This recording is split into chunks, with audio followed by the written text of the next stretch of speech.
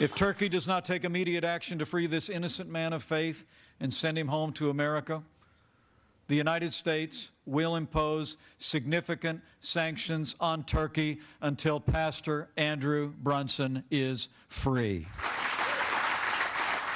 Well, that's Vice President Mike Pence sending a message to Turkey. The Trump administration is trying to free an American pastor under house arrest there. Turkish police arresting Andrew Brunson in 2016. He's facing espionage and terror charges, but denies them. Now the president is threatening sanctions if the Turkish government does not release him. President of the Family Research Council, Tony Perkins, joins us now. Tony, thanks for your time this morning. First off, who is Pastor Brunson? Well, Pastor Brunson is a native of North Carolina. He has been ministering in Turkey for over 2 decades, loves the Turkish people, has a church not too far from Ephesus there in Turkey. Those that know the New Testament would know the importance of that city. But yet after the failed coup attempt, somehow they wanted to wrap him into that. They presented no evidence to suggest that he was involved in that, but yet they've been holding him in prison for over 2 years. And I was there yesterday when the Vice President released those remarks, or made those remarks. And I've known the Vice President for over 20 years. Rarely have I seen him so forceful. And I know that he doesn't get out in front of the president. This is the president, and this administration is sending an unequivocal message to the tyrants in Turkey that it is time to let Pastor Brunson go. Are and by the way, we just got the 2-minute warning at the White House. We'll go to the president when he begins speaking in just a moment here. But are the threats of sanctions by the administration, including Mike Pence and the president himself, is that a good idea? I think it is. And in fact, you've got a bipartisan letter from 66 members of the Senate already calling for those going back to April.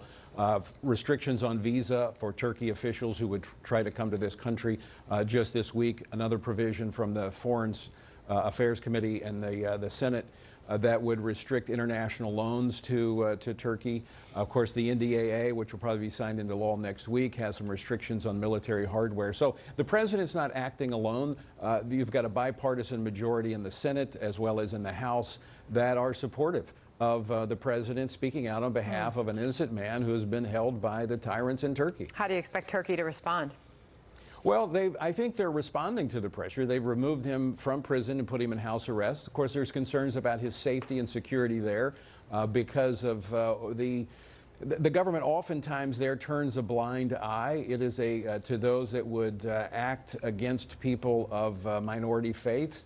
Turkey's becoming increasingly a dangerous place for religious freedom.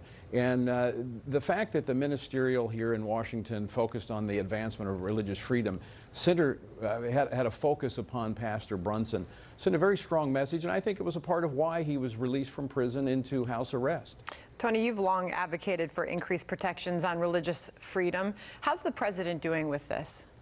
The president in this administration gets an A+.